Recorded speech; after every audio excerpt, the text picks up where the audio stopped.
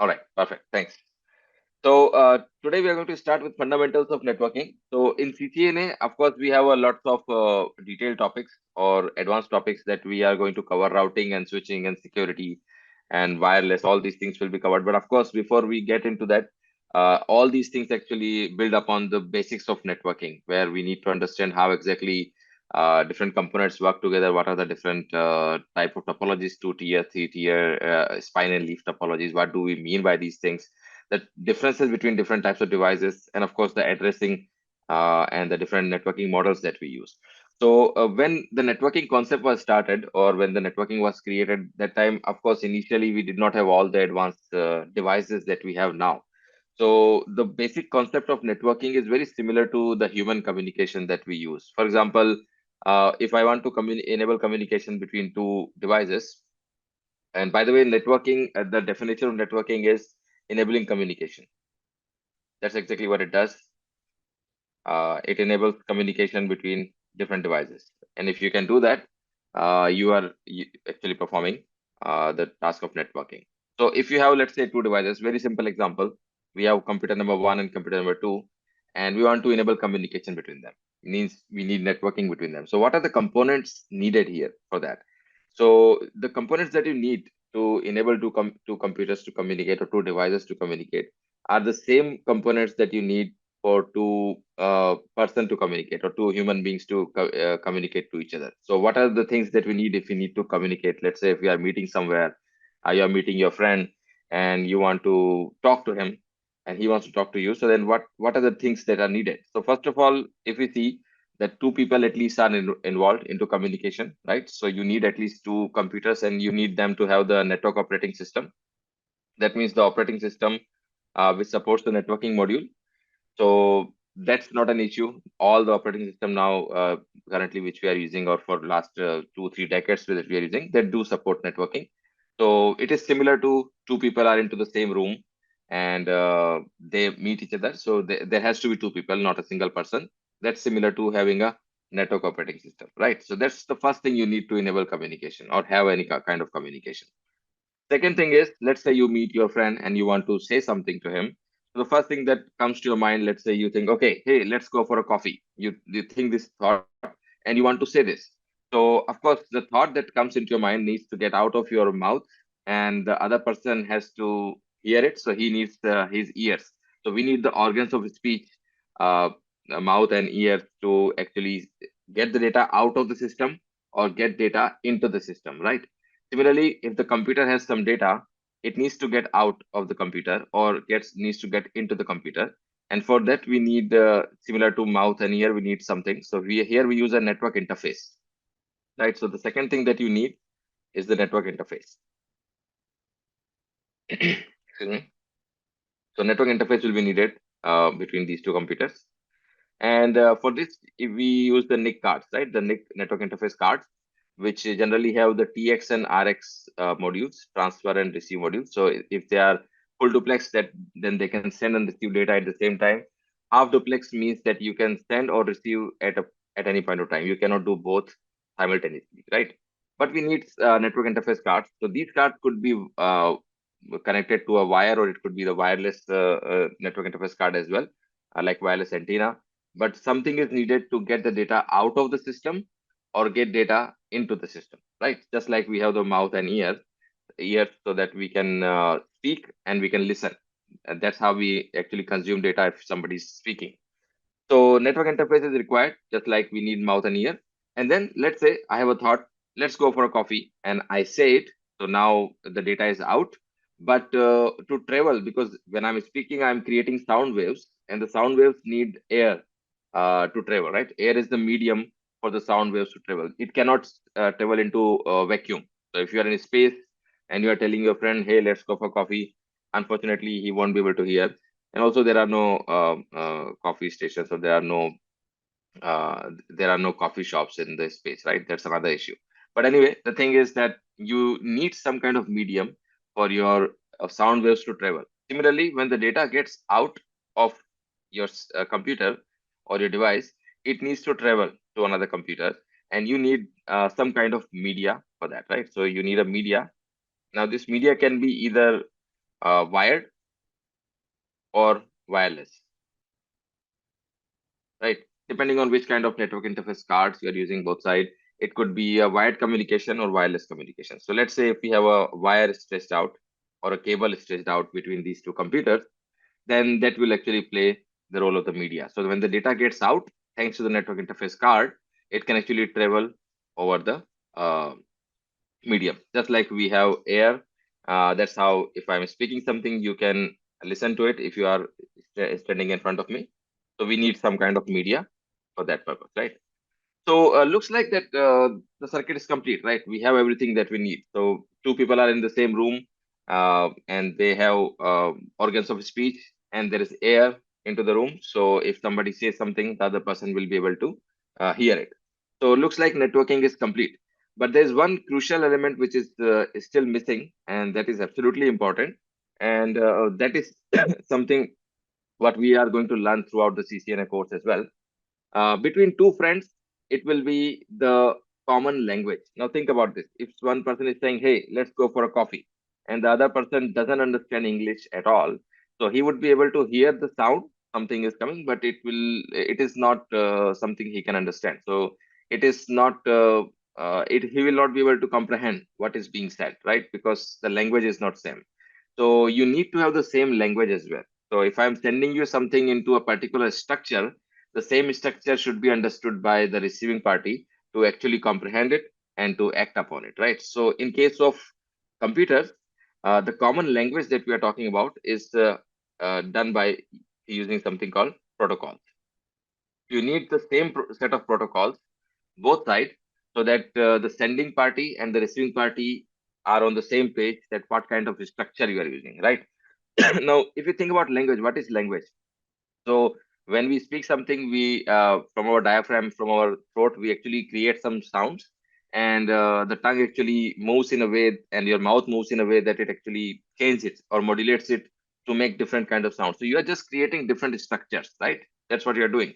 And in the data also, we are sending bits. We are sending binary. We are sending ones and zeros. But if you are just sending binary, means you are sending high voltage, low voltage, high voltage, low voltage. That's binary is right, ones and zeros. So if you just send that, it will be having no meaning. So you need to have some kind of structure, and you need to have some kind of rules that what is the starting point of my address, what is the ending point of my address, what is my physical address, logical address, and where does the data starts, where does the actual data ends, which I'm trying to send you. So there has to be a structure, and that is actually defined by protocols. So protocols are nothing, these are just the fancy words for softwares. You have some softwares which are dedicated for networking. So you have games for entertainment, you have MS Office for your productivity, and you have Skype for communication. You have protocols for networking, right? So you have these softwares created dedicatedly for networking purposes. And as you can see that I'm using the keyword protocols, not just protocol. So it's a plural because networking is a complex process, and you need more than one protocol to complete this process. Not only that, you need all these protocols in a particular order. So some protocols need to work first when they receive data from the computer before the next protocol, and then next. So there has to be a hierarchy, there has to be an order before the data can be sent out on the link. Because once data goes on the link, it is just your raw data. It's your data going into binary format, high voltage, low voltage, ones and zeros. It is going right, and the other end, it needs to reach in a particular order so that the other can comprehend based on the rules created by protocols, right? And you can see that on the receiving end, it will be the reverse order of protocols. The protocol you used last on computer one before just sending the data, that will be the protocol you will use first on the receiving end to receive the data and structure it in a way that it can be understood by the upper layer protocols. Then you send it to the next protocol. And I'm calling layer because we are visualizing that there will be a stack of protocols on the computers. And when the user sends the data, it goes to this one first and then it goes in this direction, right? But on the receiving end, it will be received by this protocol here first, and then it will go in this way. So that's why I'm calling it a layer of protocol, right? And you actually structure it so that the upper layer protocols can actually understand it, and you keep on sending like this. Or when you're sending it, the upper layer protocol send it to the lower layer protocols. Again, the idea is that networking needs a lot of things to be done, and that is done by different protocols, and that's why there are so many protocols, and you can't just use them in any order. There has to be a particular order when you are sending data, because ultimately the goal is that you have some data on computer one that should be successfully sent to computer two, right? That's your goal, and that's where the protocols come into the picture. So just like if you want to open a serious organization, and it's actually a big organization with a lots of production, you will need a team. It's not possible. It's not a one-man army. You cannot do it with a single person. So that's why a single protocol is not enough. You need multiple protocols. Same way, you need many people in that organization, and there has to be a structure. There has to be a CEO, CTO, then there will have to be senior VPs, senior managers, junior managers, and then you will have engineers. Maybe you have marketing team, sales teams. So everyone has their departments, and everyone has a hierarchy. They know who they report to, and they also know who reports to them, right? So exactly same thing happens in the protocols. So how do we know that which protocol will go first, or what should be done first, what should be done later? So to define the complete networking procedure, they created something called the networking models or network models. Now, these network models, just like you can call them the recipes. So, how do you make something? So, you have a recipe for that, right? Let's say you want to make a pudding or you want to make a cake and you have a recipe for that cake. So, there is an order in the cake also, right? You have to do something first before you do the next thing. That's exactly what the networking model tells you. It tells you how to perform networking. So, if you want a successful data transfer from point A to point B, you need to follow the structure which is mentioned into the networking model. And that's why the models always have layers, right? You will see that we have different models with layer one, layer two, layer three. The reason they use the keyword layer is just to tell you that something needs to be done first before the next thing can be done. That's the only reason. Other than that, layers are completely logical concept. You don't have anything like that actually when it comes to implementation. It is just to understand the flow and to understand the connectivity between different protocols, right? So you will see that there are two networking models which are very popular in networking. One is the OSI, Open System Interconnect, OSI model, and second is the TCP/IP model. So what is the difference between these two? So first of all, you need to understand that they both have the same objective to perform networking, to help you to have successful networking between two devices, enabling communication, right? The difference is that OSI model was created first and they wanted, or not first actually, because TCP/IP was also working with the DoD, Department of Defense in USA. So it was, but it was classified. It was not available to everyone. But the OSI model was created with the thought in mind that it will be the standard. That's why it's called the open standard. That it will be the standard for all devices in the world, and everyone needs to accept or needs to follow the OSI rules, how to do networking, so that if you buy multiple vendors devices, they will still work together because they follow the same rule. That was the noble thought behind OSI. But if you see the current network, like if you see internet, the whole internet, the biggest network of the networks, that actually works on TCP/IP. 99.99% if you are using a PC at home, you are using TCP/IP. Unless you have a Sun Microsystem old computer somewhere, then it might be using OSI model. But mostly if you're using Windows, Mac, Linux devices, they are actually working on TCP/IP. So you are using TCP/IP everywhere. OSI is hardly anywhere you will see, especially on in the production environment, you will see TCP/IP is the de facto standard because you need to connect to internet also. So if TCP/IP is the model which is used by everyone, then why we are even mentioning OSI here, or why you are even talking about OSI here? So the reason we are talking about OSI or OSI is still relevant is because it explains networking very well. It actually divides it into 7 layers. You will see that the whole networking process is divided into 7 layers. And sorry, the idea is to explain networking properly, that what needs to be done first, what needs to be done second, and so on, right? That's why there are 7 layers. So very, very detailed explanation of networking, how it is done.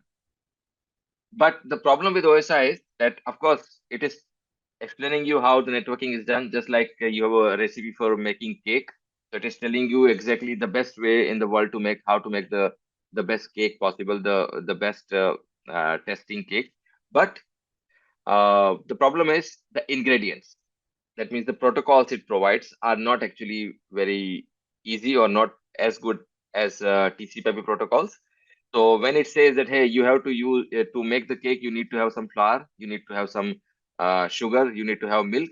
And by the way, I also have these products, so you can buy from me. I have OSI milk, OSI sugar, OSI flour, and you say, okay, but that's good. And by the way, your recipe is very good. It seems it will be a great cake. But I just found in the market there is another company who is selling milk TCP/IP, and that one is cheaper, better testing, long lasting, and it's everything is better there. So I'm just going to use that one, right? Of course, TCP/IP is also a model, so it also tells you how to make a cake. It actually explains this into 4 layers.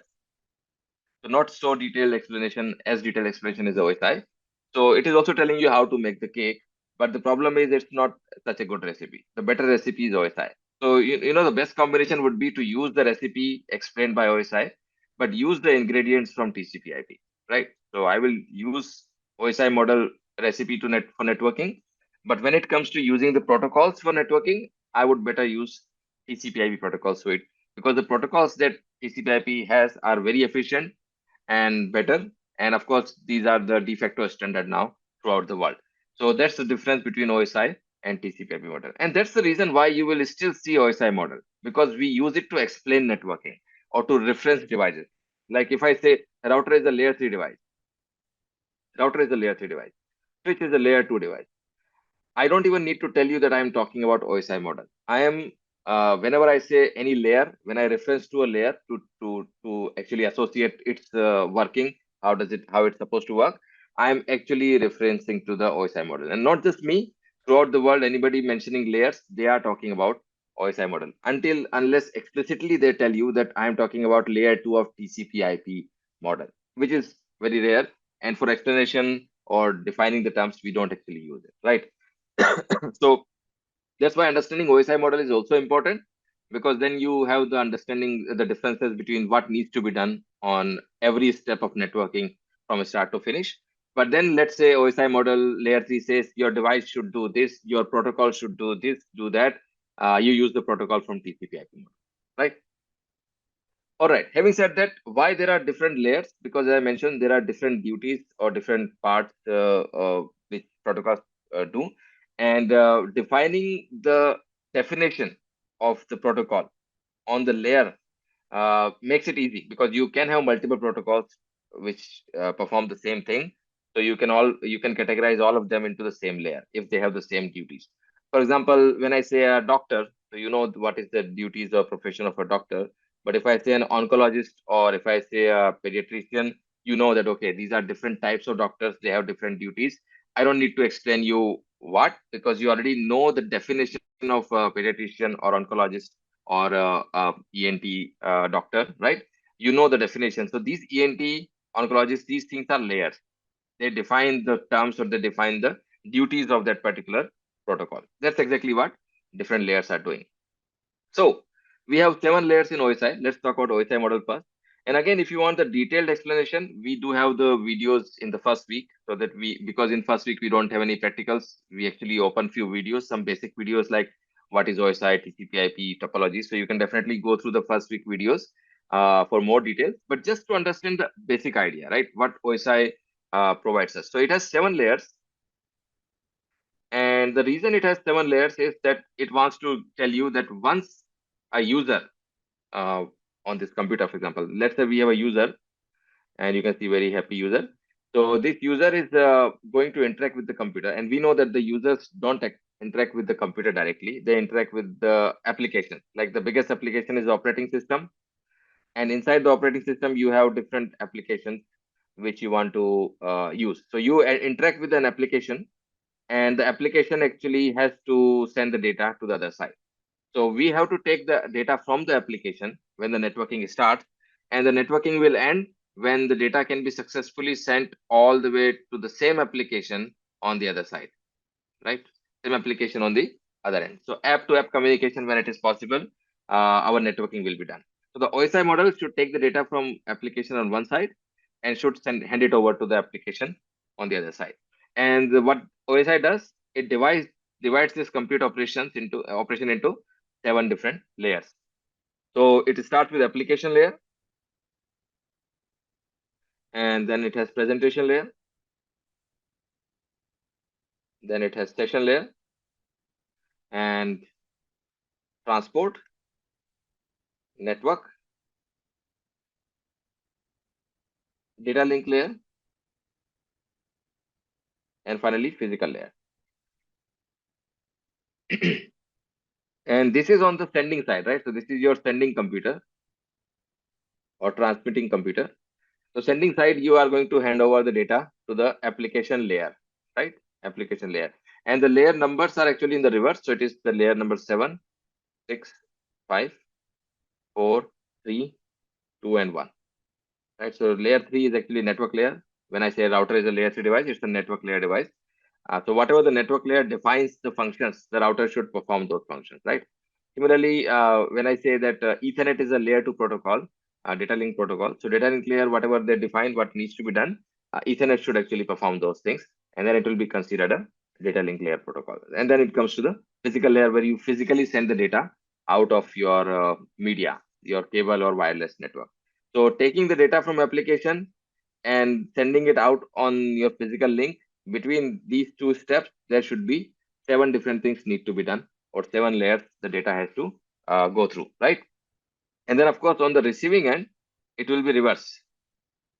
So on the receiving end, what will happen? The physical layer will send the data to the physical layer on the receiving end, and then it will go to the data link layer, then to the network layer, transport layer, session layer, uh, presentation layer, and application layer. So then it will actually travel this way.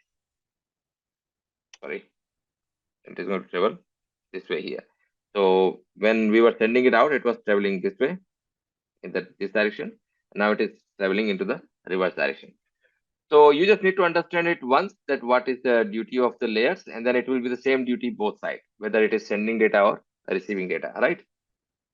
Now, why do we have so many layers, and what are we exactly doing here? So what you need to understand is, again, as I mentioned, details will be into the videos that you can find in the first week. But just to give you an overall idea, is that the first 3 layers of your uh, OSI model, these layers are not actually performing networking specifically. They are just formatting data so that it is ready to be transported, right? So that you can give it to the transport layer. That's where the actual networking starts, right?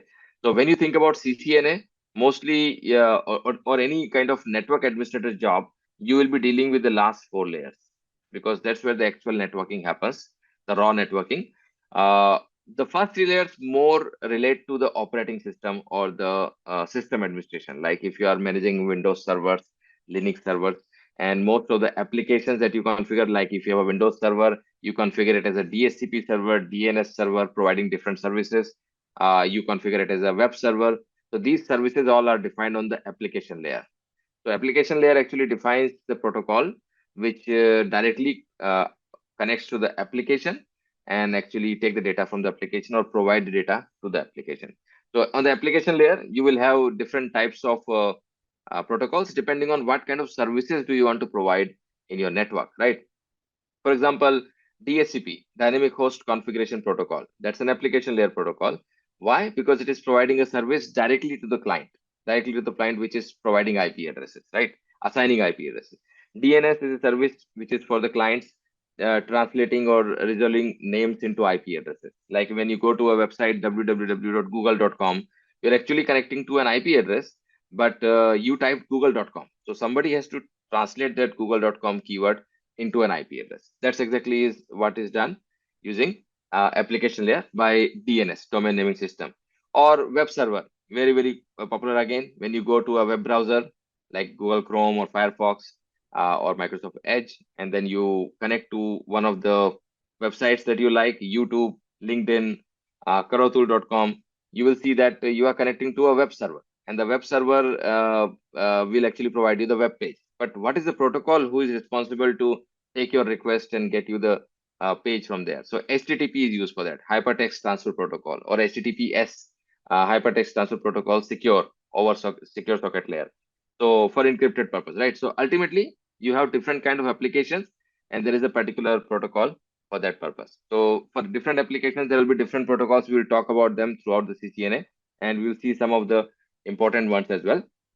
For example, we will see how to configure DHCP, how to configure DNS, how to configure secure shell, which is a remote access protocol. So if you want to log into a router from a remote location, you have the IP address. You can log into that using secure shell or telnet. So these are also examples of applications directly user or client is interacting, right? But these are the client facing applications, means they have some purpose, and that's why you're doing networking, right? To have some applications providing different services. But when actual networking starts, when you need to send the data from one end to another end, that work starts from layer 4, the transport layer, and it goes on, right? So you can check the videos in the first week. You will see presentation layer is used to present the data in a particular format, like which kind of format is supported. So it identifies the format and remembers that to send it to the other side, so that the same format can be presented to the application layer, right? Because different applications might be using different type of data or different format of data. Session layer is responsible to start, maintain, and terminate the session. So means one stream of data. So let's say if I log into a router using secure shell and I do my work and I close the connection, that was one session, right? So to maintain that session information, we use a session layer. So as you can see that this is more maintenance and management. It's not actual networking, or the networking hasn't started yet. So the networking itself actually starts from the transport layer, and that's what I'm going to explain you exactly that what these layers are supposed to do. And don't worry, the whole CCNA is these three layers. So today you don't need to remember everything, and I'm not going to cover everything as well. But just to get you the idea that why do we need or why do we have these different separation, right? So let's start with the transport layer, and sorry, let's start from the layer 4 downwards. So transport, network, data link, and physical layer. So ultimately, one word you need to remember to understand why do they have these so many layers is addressing. We need some kind of addressing, or we need address to reach somewhere, right? In real world also, if you want to go somewhere, you need the address of the destination. And same way, in networking also, you want to go from this computer 1 to computer 2, you need the address of computer 2, right? So for addressing, we have these different layers. So now you must be thinking, except this physical layer. Physical layer is just to send the data in the binary format, right? 101010. So this is your binary, nothing there. But the three layers, transport, network, data link layer, these are for addressing. So now you must be thinking, okay, if I need an address of a location, I will have the address of the location. Why do I have three different layers for the same work? Because there are actually three addresses which you need to know. And in real world also, I'll give you an example that actually we have three addresses. We don't realize. Mostly we think there is one address of some location, but actually there are always three addresses of any location. And what are these three addresses? So the transport layer tells you the address of the application. So it uniquely identifies the application. Application address will be given to you by transport layer. Network layer gives you the logical address of device. So which device you want to go? Yeah, the logical address will be given to you by network layer. And data link layer gives you the physical address of the device, right? So three types of addresses are there: application address, which application you are trying to reach to, uh, and then device address, which device you are trying to reach to. But the device also has to have two addresses: logical and physical. So logical and physical, both addresses need to be there. So think about this. Why do we need three addresses? As I told you earlier, whenever a user, this happy user here, whenever a user is trying to access the computer, you are never accessing the computer itself. You are accessing a layer on it, which is called the operating system, and one more layer on top of it, which is one of the applications. So we always interact with some kind of application. Right now, we are using the Zoom application, right? Similarly, there are different applications. So you are always interacting with an application. And if it's a networking application, like a web browser who can send a request to a web server, then the application need to communicate to the same type of application on the other side. So you need to have the correct address of the application, because let's say if I'm sending the data to computer 2, even if I have the address of computer 2, that's not enough. I need the address of the application. Why? Because when the data reaches to computer 2, that's the duty of network layer. As I told you, the network and data link layer will tell you the device address. So let's say the data reaches, and you see that on the receiving side it goes in the up direction from south to north. So you go through the data link layer and network layer. That means the device says, yeah, I have confirmed it that it is for me. I checked that this is my physical and logical address. But then comes the big question. Okay, you have reached to the computer, but which application would you like to go to? Because I have literally thousands of applications. I am an operating system. I have thousands of applications. So which application should I send this data to? So if you are sending a request to a web server, the application should go to the web service, right? The request should go to the web service. If you are trying to access the remote terminal of a device using telnet or secure shell, the request should go to secure shell or telnet application. It should not go to Microsoft Word. It will not understand what is that data. It will not understand that structure, right? Similarly, if a request is sent from a Zoom application, it should go to the Zoom application of the recipient. It should not go to Skype. That is not going to understand that structure.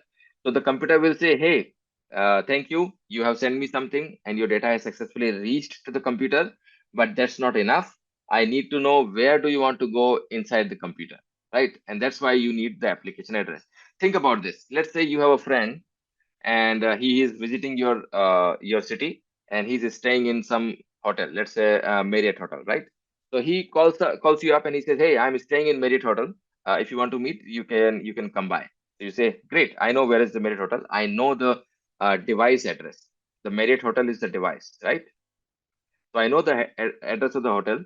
I know how to reach there also. So not only I know the address of the hotel, like whatever address is XYZ, Los Angeles, US, and then you also know the physical location. Means I know where that location is. I know where that street is, right? So I always go through that. So I physically know I have to go 500 meters straight, then turn right, then go 2 kilometers or 2 miles, and then turn left, and then there is the hotel. So you know physical and logical address. So you reach to the hotel, you go to the lobby, and you say, "Hey, I'm here to meet my friend Adrian, right? Adrian." And they say, "Okay, that's great. So your friend name is Adrian, but unfortunately there are five Adrians staying in this hotel. So you need to be more specific. Who do you want to meet?" So you might have the surname also, but it is also possible that there are two people with the same name and surname, and they might tell you, "Hey, there are two people with the same name and surname. So would you be able to give us the room number? Because if you give us the room number, that is unique. We don't have two rooms with the same room number, right? That is your application address. So hotel is like your computer. You reach the hotel, but it has many, many, many rooms, just like a computer has many, many applications. So you need to identify the correct application. Where do you want to go, right?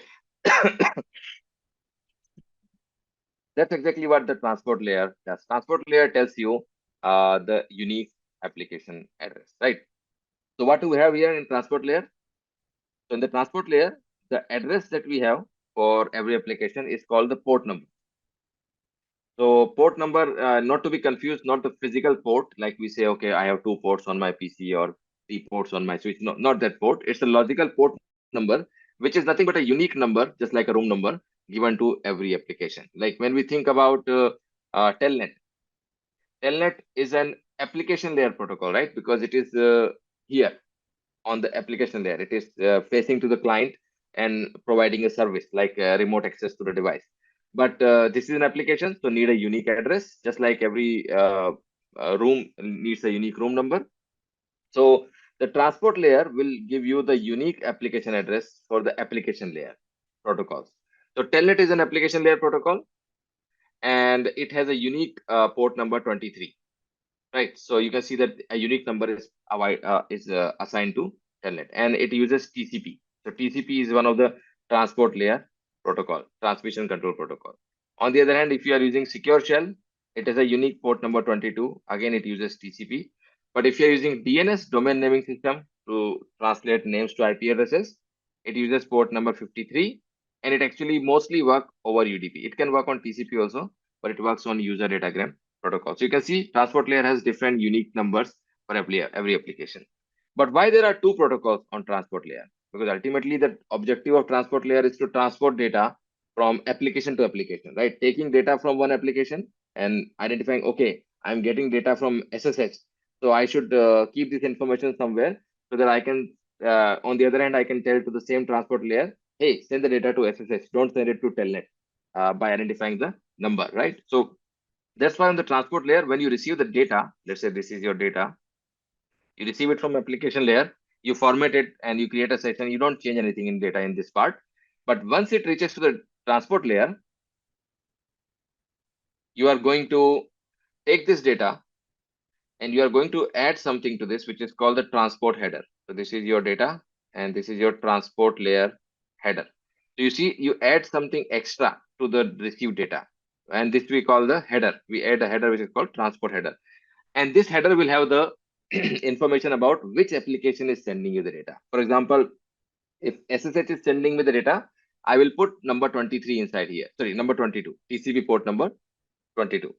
So that when the data is going through all the other layers to identify the device, and then it converts to binary, it goes to the physical layer, and then the device is identified again on data link layer, network layer. Then finally, when you reach back here to the transport layer, this side will be able to read this transport header, and it will read it and it will see that, okay, port number 22, thank you for informing me. I know now that I need to send it to the application layer, to secure shell. Application layer, secure shell, right? Because I saw the port number 22 here and I saw the protocol is TCP. So you then remove the header because your objective is done. You wanted to identify the application. Where should I send the traffic? You extract the data and the data is sent to the application here, right? So as you can see that there is a communication between transport layer, both sides, using the header, and nobody else actually read the header. Only the same layer can read the header. Similarly, you need to identify the addresses for the device, right? So this part is clear. We need unique addressing for every application, but also once you have identified that which application the data is coming from when you are sending, you need to identify where you want to go, right? So that part will be your uh, device address. So when we think about this device address, when we think about device address, it comes to our mind IP address. We know that every computer has an IP address, every device on a network has an IP address, right? So IP address is the very common thing that comes to mind.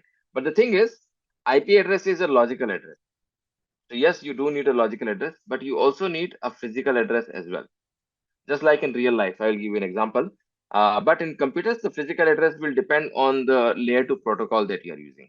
So the most common you might have seen or heard is MAC address. So MAC address is something that you use with the Ethernet protocol. Ethernet is the layer 2 protocol which is used into LANs and many times nowadays in WAN also, where we have metro Ethernet to connect to multiple locations, to distant locations.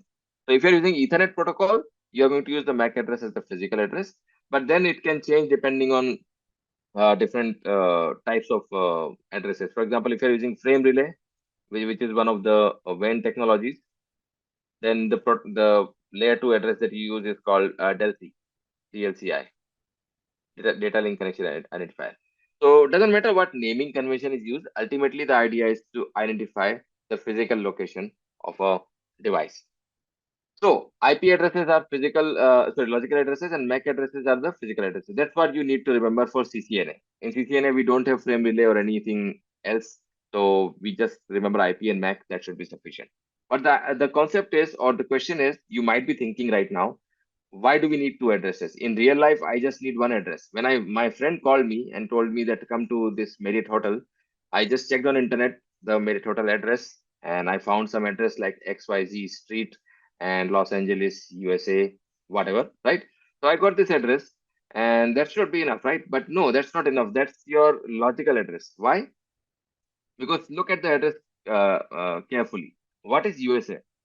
USA is a logical boundary created by us. So if this is Earth, USA is somewhere here, India is somewhere here. So you can see that these are logical boundaries created by us. If you take a picture from space, you will just see uh, Earth, you will see land, you will see water, you will see hills and everything. But we divided them logically into different boundaries, logical boundaries for security purpose, right? So the logical addressing is actually used to create logical boundaries for security purpose. These are not used technically for reachability purpose. They are used for security purpose. Think about this. If I want to go to US, I am from India, I need a US visa. Why do I need that? Because the boundaries are different, and they want to just make sure that the person who is coming in is a proper person, doesn't have any criminal backgrounds or anything else, no issues, and financially healthy, and then they allow the visa. Similarly, if you are a US citizen, want to come to Thailand, uh, let's say you want to come for 6 months, you might need multiple entry visa. You need to go to the embassy and then apply, right? There are some exceptions also where there is a trust, so they allow without any visa, like visa exemption schemes, but the idea is the same, right? Similarly, the logical addressing, the IP addresses are created to divide the computers or devices into different networks. That's why it is called the network layer. And what is a network? Network is just like a country. It's a logical boundary, and the idea is that the communication within the network can go directly, but the communication between different networks need to go through a network layer device, which is called router, layer 3 device, right? Because network layer is a layer 3 layer. Network 3 is a layer 3 layer. That doesn't sound good, right? Sound right. Network layer is containing all the layer 3 devices. That's what I mean. So this is the logical address only. And let me give you the news. If you just have the hotel address like this, you can't go there. It's not possible to go there unless you physically know where LA is, unless you physically know in LA where this particular street is, right? So you see that at some point you need to convert this logical address into a physical address so that you know the physical location of something on in that network. For example, in Earth, if you know the Google Map location, because that is nothing but the longitude and latitude. If you have that location, geolocation locked, then you can reach there, right? And you need to do that for anything that you haven't been before. So if you haven't been somewhere before, you need to know the physical location, and you might have to ask people or ask Google Maps or Apple Maps. Don't ask Apple Maps. Google Map is better. But the idea is that you need to ask someone before you can actually proceed and reach there. Similarly, in networking also, to reach physically somewhere, we need a physical address, which is called MAC address. So what happens is that when the data comes from application layer and goes to the transport layer, and the transport layer needs to add a transport header to identify the application uniquely, that is done by transport layer, and then it is sent to the network layer, right? So when network layer receives it here,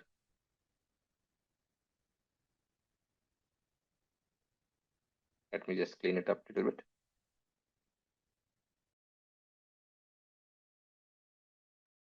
So when the network layer receives this data, the network layer needs to check that where you are going logically. Which logical network do you want to go to? Are you going somewhere within the network, or are you going out of the network? This is important to know that because accordingly, I will instruct the data link layer to use the MAC address of the actual destination, or to use the MAC address or physical address of the router. Because if you are going out of the network, you have to go to the router. You don't actually directly go to the device. So the MAC address changes, the physical address changes of destination. It will be the router, and that's why on the network layer you check the IP addressing, and you actually add this information to the data. So you already received this data, and you added the transport header, and then you add the network header. So the network layer header, when you add, it contains the IP addressing information, the logical addressing, right? The source IP address means who is the source computer, and the destination IP address, who is the destination computer, and some other information that we will discuss more and more later. But the most important part is the addressing, where you are coming from and where you are going logically. This is the logical address, like US, LA, or India, New Delhi, Mumbai, like this. These are logical boundaries, so that you know if you are trying to go within the network or going out of my network, right? So when you do this, when you add the network header, this entity here, this whole entity is called packet. So in networking, when you think about a packet, it's a layer 3 data capsule, which contains the network header and transport header. So it will contain the IP addressing information and application information as well, but it doesn't have the physical layer information yet. It doesn't have the MAC addresses yet, right? That's why it is called a packet. But then when it goes to the data link layer, it needs to identify what is the destination MAC address. And you see, that's where it will depend on the network layer, because If you are going somewhere within the network, the destination MAC address, the physical address, will be of the actual destination device. But if you are going out of my network, then the MAC address will be of the router. So you will end up on the connected layer 3 router, the gateway we call it, right? So you go to the gateway, and then the gateway will decide whether it will allow you to go out of the network, or it will deny you, or it will do some other operations, right? So it is like going through the embassy and having the visa so that you can be vetted, you can be checked if everything is fine. On router, you can create different policies, you can create access control list, security to allow or deny certain type of traffic, right? So you take this data here, and you are going to have the transport header, network header, and now we are going to apply our data link layer header, right? So this header will contain the MAC addresses, the physical addressing information, source MAC address and destination MAC address. And this is the only layer where you also have a trailer. So you will have the data link layer header and also a data link layer trailer for the error checking purpose, actually. So because now after this, you're going to physically send the data in binary format, right? To the physical layer. So you need to make sure that there are no errors while you're sending the data. So when you do this entity, which you are, because you can see here, this part here is the packet.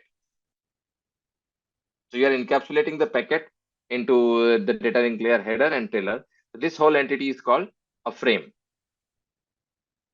So you create a packet on the network layer, and you create a frame, a data frame on the data link layer, and the frames are sent into the binary format on the physical layer, right? So let's say you are going somewhere within the network, so it will reach directly to the receiving end on the physical layer. It will hand it over to the data link layer, which is going to check the header and trailer.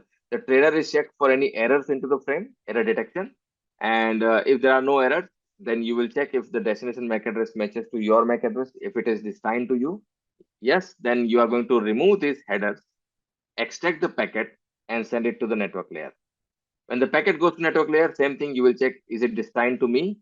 Is the destination IP address is my IP address? If yes, then I'm going to remove the network header, and the remaining, which is called the datagram, I'm going to send it to the transport layer. So the transport layer will receive it, and it will check the application address. Where do you want to go? So let's say it is TCP port number 23. Okay, so you want to go to telnet. So then it is going to send it to the proper application, because there are many protocols here on application layer: telnet, SSS, DNS, DHCP, HTTP, SNMP, right? SMTP. So you need to send it to telnet, because that's what you saw into header. So you remove the header after checking that, and you send the data using something called a socket. So there is a socket between these layers, and you send the data to that particular application directly. And that's how the networking is done end to end, using explanation of the OSI model.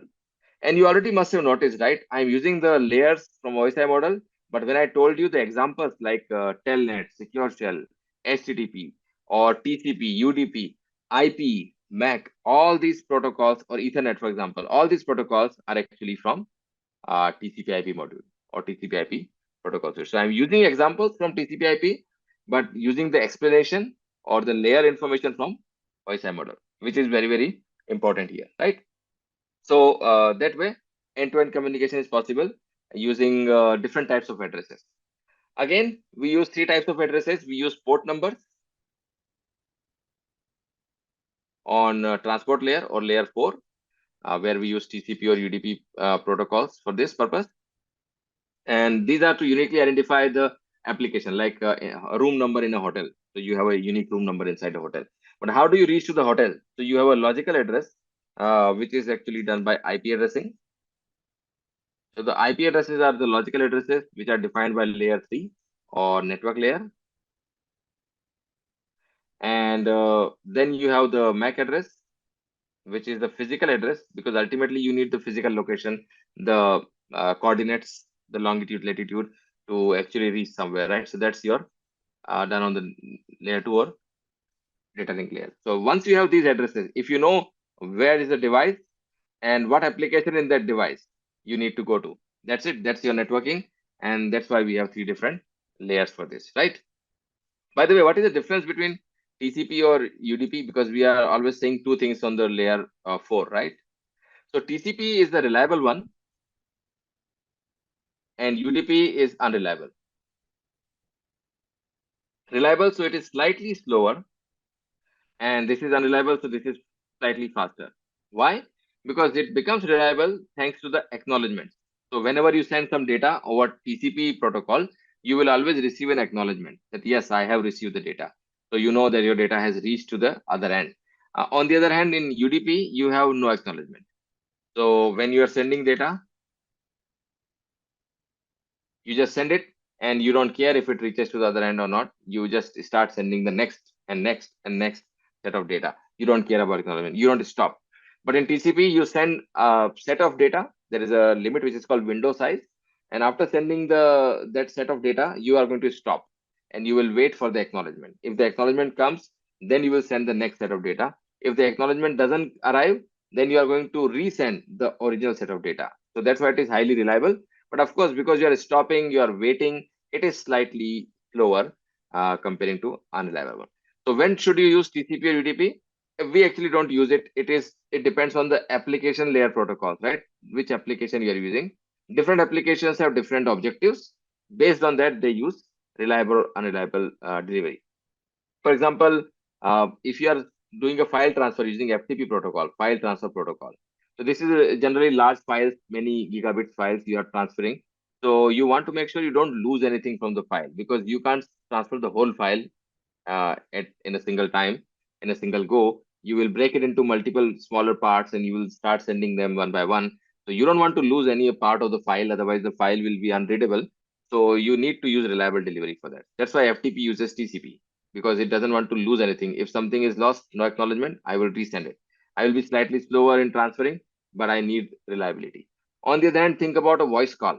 So if you take your IP phone, you call your colleague on IP phone in your company, or if you're calling a client or a client is calling you on an IP phone, you want to make sure that there is no break into the voice, there is no jitter into the voice. So it needs to go as fast as possible, right? And that's why we use UDP for voice traffic. We use a protocol called RTP, real-time transfer protocol, and that actually works over UDP because we need faster communication. But there is no reliability. So if you are saying something and there is a problem in network and that information is lost, what you said, other party will not be able to hear. But then it is a responsibility of the other party. He will tell you, hey, what did you say? I didn't hear. I couldn't catch it. Can you say it again? So it's your responsibility to resend the data, right? It's not the responsibility of the protocol, but it is faster in that sense, right? So that completes our basics of networking, where we understood that networking is enabling communication, and to enable communication, we need different models or different ways how to perform networking. We have two models, OSI versus TCP/IP, and we just understood how the OSI model works. You don't actually necessarily need to understand TCP/IP model. You need to understand its protocols, and that's what we are going to do. So TCP and UDP is something we will discuss today. And then from next week onward, we will start IP MAC addresses and then subnetting and layer 2 and layer 3 and layer 2 stuff. Networking mostly, CCNA mostly actually rely on layer 3 and layer 2 because it is called CCNA routing and switching, which is done on network and data link layer. But of course, transport layer is also an integral part of networking. So we will talk about that as well, right? So today we are not going to stretch it more, just a little bit of the TCP versus UDP, and then we will stop here. So talking about TCP or transmission control protocol, it becomes reliable because, as I mentioned, it has a feature called windowing. Windowing means that you have a set size of number of bytes that you are going to send before stopping, right? So you set size of number of bytes that you send before you stop for an acknowledgement. But the thing is that let's say I have decided to send you 100 bytes. This is the window size, 100 bytes, right? And I send you 100 bytes without stopping. It's like it is called a burst of traffic. It is the burst of traffic without stopping. And then I stop for an acknowledgement. And let's say you send me an acknowledgement that everything is good. That's the good news. So I'm going to take my chances and I'm going to send you a little bit more. Next time I will send you 120 bytes. So you see that I have increased the window size. And then I will keep on increasing until it reaches to a value which we have decided initially that how long we will go. Let's say we go all the way up to 200 bytes, or we want to go up to 200 bytes, right? Gradually, the bus size. But let's say I'm somewhere here on 140 bytes. I send 140 bytes burst of traffic, and I don't get the acknowledgement. Then I think, okay, there is an issue into the network. Maybe there's congestion. That's why the traffic has been lost. So I'm going to go back to either my original value or the half value of what I'm sending right now, which is 70 bytes. I will downsize the window. So you can see that I will reduce the window size. So you can see that it can also control how much traffic you will send. It can go faster or slower based on the acknowledgement. This is called the concept of windowing. Other thing which makes TCP reliable, as I mentioned already, is the acknowledgement concept. You get the acknowledgement from the other end. Third thing is there is a handshake concept. So handshake concept means that to establish a session between two devices and to tear down the session, you are going to have some messages exchange before you actually start sending data. So unlike UDP, you will just you don't just start throwing data to the other end. You actually check if the other end is responding or not. So that is called initiating a session or establishing a session. So session establishment actually happens with the three-way handshake. Three-way handshake. It's called three-way handshake because there are three messages involved. So from computer one, if you want to have a TCP session to computer two, you will send a TCP SYN message, SYN, which is short for synchronize. Hey, I would like to synchronize with you. I want to start sending data to you. So you send a SYN message. And computer two also want to synchronize with computer one. So it sends as a response, it sends a SYN message. And also it sends an acknowledgement message. It's actually a single message, but there are two fields. SYN-ACK, we call it. So basically, I'm saying I also want to synchronize. And by the way, this is your acknowledgement for your SYN message. I did receive your SYN message. Thank you. And of course, computer one also received the same message from computer two. So it is going to send an acknowledgement to computer two. Hey, I did receive your same message as well. So all good. We have received each other's synchronized message. We have acknowledged each other. Now we can start sending data. So this is called three-way handshake procedure, right? And if you want to terminate the session, then it's actually a four-way handshake. Four-way handshake. So in this one, what happens is that when you want to stop sending traffic, so you have been sending traffic and you are getting acknowledgement, everything is stable, everything is reliable. Now you are done. You don't have anything else to send. So you want to terminate the session. So you are going to send a fin message, which is finished, and the computer 2 will actually acknowledge. And it doesn't send its own fin message at the same time, unlike SYN-ACK. Why? Because remember, TCP is a two-way communication. So maybe computer one is done. It doesn't have anything else to send, but maybe computer two is not done yet. It still has some things to send. So it is just going to acknowledge that, yes, I received your fin message. I understand you will not send me anything more. But once I am also done, I am also going to send you a fin message. And then you just need to acknowledge me that, yes, you received my finished message. And since both sides have sent fin message and both sides have received acknowledgement, our session is terminated properly. So that's why, since four messages, it is called four-way handshake, right? So all these things happen in TCP because TCP is reliable, but none of these things happen in UDP. UDP doesn't have any windowing. It doesn't control the flow. It doesn't have any acknowledgement. It doesn't have any handshake. It will just start sending the traffic, start sending the number of packets, stream of packets, right? TCP, UDP sends a stream of packets, and TCP actually sees that as the number of bytes. It always sends it as a number of bytes. That's the difference between TCP and UDP, you will see. And that's why we call that TCP performs something called the error correction. Why error correction? Error correction doesn't mean that you receive a packet which has errors and you fix the errors. No, no, that's not the case. Error correction means that if on the receiving end, like on computer 2, you receive a packet with some errors, you are going to drop it. And if you drop it, you will never send the acknowledgement. So when you don't send the acknowledgement, the sending end will actually send you a copy again, right? And that's how you correct the error, by sending again until you receive an acknowledgement. For example, if you send an email to someone and you expect that they will send you an acknowledgement that they have received your email. If they don't, you will send the same email again and again and again after a period of time. So until they send you an acknowledgement, yes, yes, we have received your email. So then that will be the error correction, not actually fixing any errors into the email, right? Or into the data. So error correction is also done. Again, this is also missing from UDP. UDP doesn't perform any kind of error correction at all. One thing which is common between both of them, TCP and UDP, both of them, is the identifying the upper layer data, means the application addressing. So they both have the port number concept, which we saw already earlier, right? So port numbers are used for this. Some applications use TCP, some use UDP.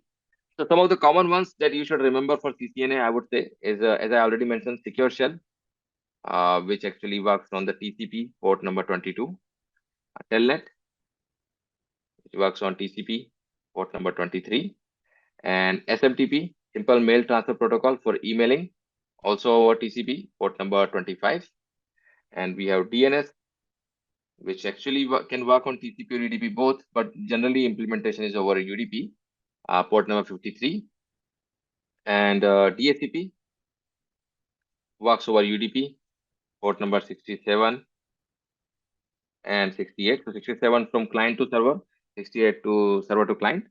So two different ports are used. TFTP, trivial file transfer protocol. It uses port number, it uses UDP, port number 69. And yeah, one I forgot, FTP, which actually goes before SSH. FTP actually also works over TCP port number 20 and 21. The 21 is used for the control signals to set up the TCP, and then after that, the data will be sent over port number 20. So file transfer protocol is reliable. Trivial file transfer protocol is unreliable. As you can see, it uses UDP. It is used for copying iOS files and images between routers and switches. So it doesn't need to have security. You don't use it out of your organization. FTP can be used everywhere, even on internet also. You can use FTP. So these are some examples. And apart from this, we have, for example, for SMTP, it's for sending the emails. For receiving emails, you have POP3, Post Office Protocol 3, which actually works over TCP port number 110. And you have something, for example, NTP, Network Time Protocol, for time synchronization, which works over UDP port number 123 or 123. SNMP, Simple Network Management Protocol. Again, all the protocols I'm telling you here, these are application layer protocols. So to identify different applications, the addressing is defined by transport layer, right? Protocols are application layer, but they are identified by transport layer. So SNMP actually uses UDP port number 169 or 168. So depending on which kind of implementation you're doing, or sometimes it also uses 161. So these are the different port numbers that you might want to remember for the CCNA level purpose, right? So this can be useful. Again, in the videos also I have covered these, right? So that's the difference between TCP and UDP on the transport layer.